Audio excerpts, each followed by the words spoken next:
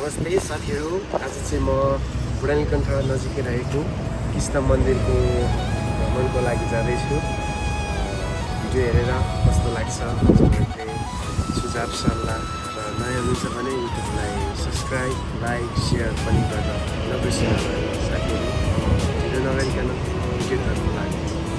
आज म तपाईहरुलाई लिएर आएको छु काठमाडौँको निकै शान्त र आध्यात्मिक स्थान बुढानीकण्ठमा रहेको इस्कोन कृष्ण मन्दिरमा।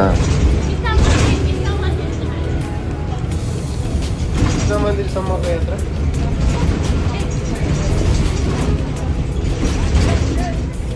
र हामी चाहिँ शिवपुरी राष्ट्रिय निकुञ्जको फेदमै छौँ है साथीहरू। र यसै गरी हामी सबैजना परिवारहरू एकैसाथ हिँड्दाखेरि हैन यो क्षणहरू एकदमै रमाइलो भइराखेको छ के साथीहरू हैन। यो पल यो याद यो सम्झना कसरी व्यक्त गरौँ है, कुनै शब्द पनि छैन हैन, एकदमै रमाइलो भइरहेछ। Hello everyone, my YouTube channel subscribe गरिदिनु होला, लाइक गरिदिनु होला सबैजनाले। हामी चाहिँ आज कृष्ण मन्दिर घुम्न आएको, हामी सबैजना फ्यामिली।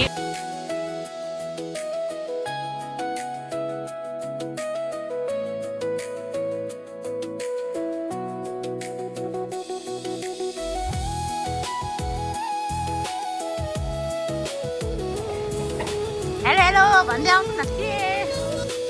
यो मन्दिर भगवान कृष्ण र राधाको भक्तिमा समर्पित एक अत्यन्त पवित्र स्थान हो। मन्दिर परिसरमा पाइला राख्ने बित्तिकै यहाँको शान्त वातावरण, भक्तिभाव र आध्यात्मिक ऊर्जा तुरुन्तै महसुस गर्न सकिन्छ।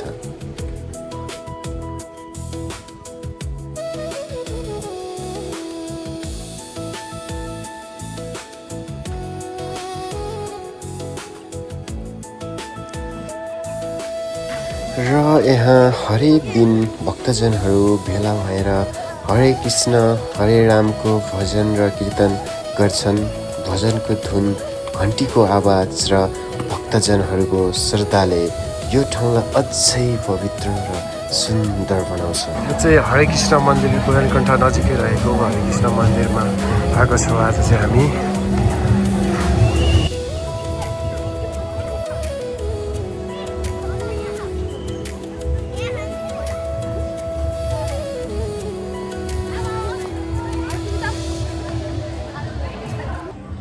अनि मन्दिरको वास्तुकला पनि निकै आकर्षण छ। सेतो रङको सुन्दर संरचना, सफा वातावरण र हरियालीले यो स्थानलाई अझ रमणीय बनाएको छ। यहाँ आउने भक्तजनहरूले भगवानको दर्शन मात्र होइन, मनलाई शान्त बनाउने आध्यात्मिक अनुभव पनि प्राप्त गर्नेछन्।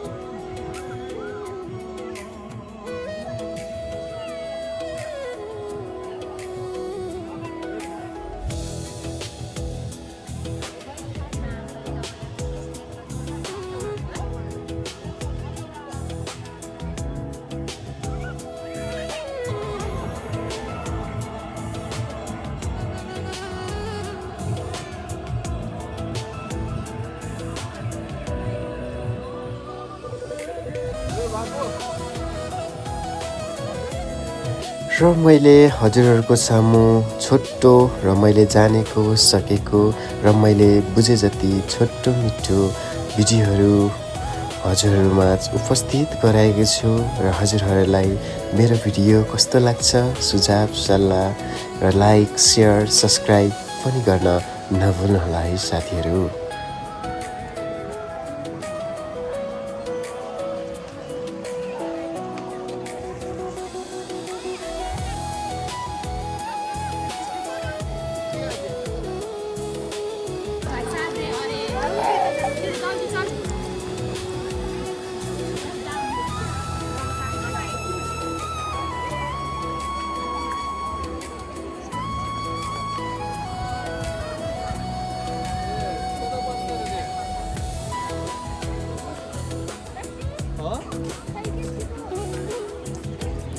इस्कोन अर्थात् विश्वभर फैलिएको एक आध्यात्मिक संस्था हो।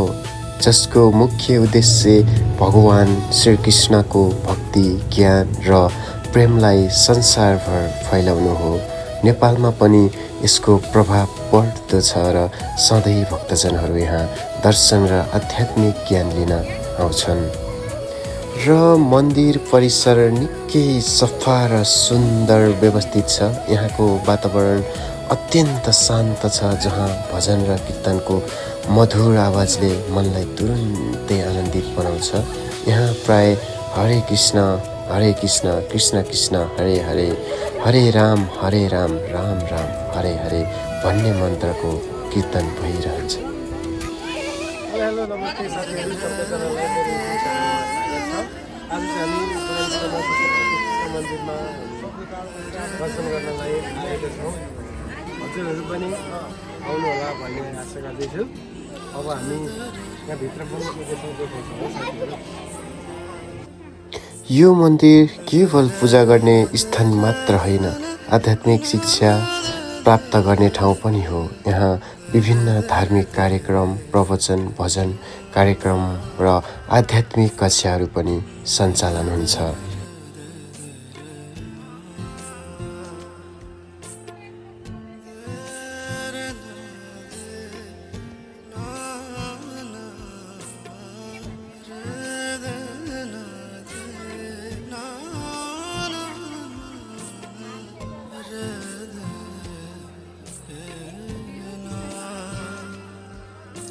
यो चाहिँ कृष्णले पहाड उचाल्नु भएको।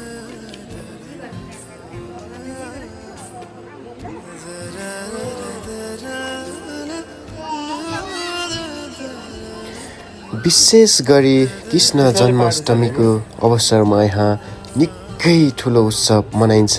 हजारौँ भक्तजनहरू भेला भएर भगवान श्री कृष्णको जन्मदिन भव्य रूपमा मनाउँछन्। त्यो दिन मन्दिर परिसर झिलिमिली बत्तीले सजाइन्छ, भजन कीर्तन हुन्छ र भक्तजनहरूको ठुलो भिड लाग्छ। यो चाहिँ श्याम कुण्ड, उता देखेको राधा कुण्ड।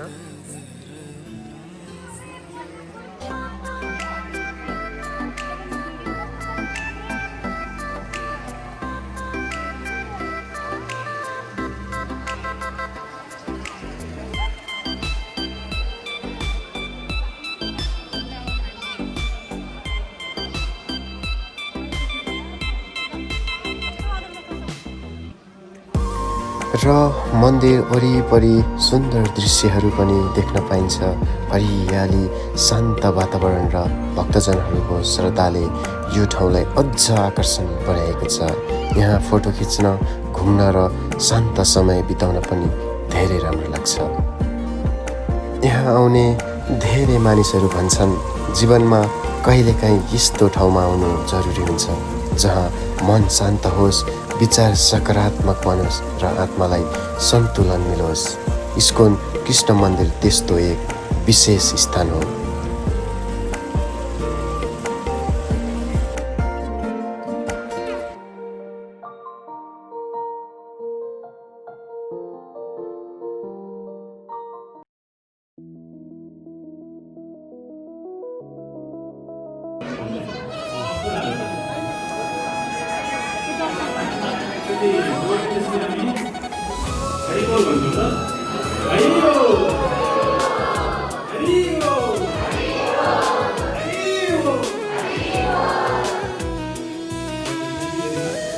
र मन्दिरभित्र भगवान श्रीकृष्ण र राधाको सुन्दर मूर्ति राखिएको छ। भक्तजनहरू श्रद्धापूर्वक पूजा गर्छन्, फुल चढाउँछन् र भगवानसँग आफ्नो मनोकामना व्यक्त गर्छन्। यहाँ दर्शन गर्दा धेरै मानिसहरूले आफ्नो मन हलुका भएको र आत्मिक शान्ति पाएको अनुभव गर्छन्।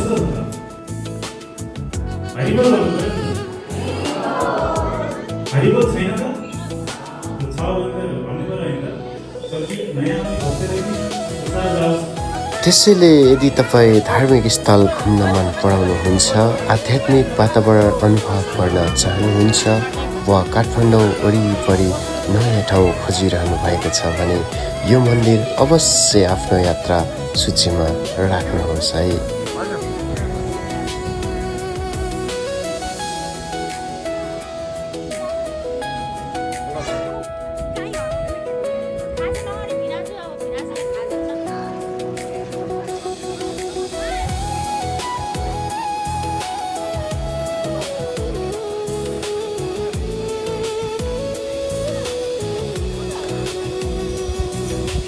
र पक्कै पनि हजुरहरूलाई यो स्थानको बारेमा र जानकारी मन पर्यो होला भन्ने आशा गर्दैछु है साथीहरू म।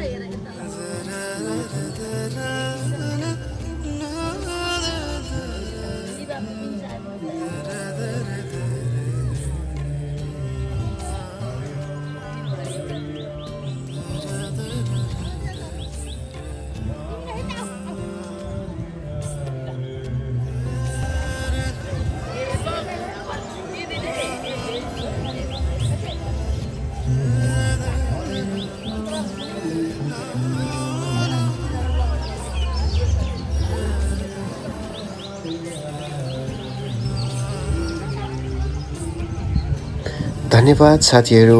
यदि तपाईँलाई यस्तो धार्मिक, ऐतिहासिक र घुम्ने ठाउँहरूको भिडियो मन पर्छ भने भिडियो लाइक गर्नुहोस्, सेयर गर्नुहोस् र मेरो च्यानललाई सब्स्क्राइब गर्न चाहिँ नभुल्नुहोला है। धन्यवाद साथीहरू। आजको भिडियो यति नै। अब फर्किने क्रम भयो। आजको भिडियो हेरेर कस्तो लाग्छ सुझाव सल्लाह दिनुहोस्। च्यानललाई सब्स्क्राइब गरेर बेल आइकन गर्नुहोला।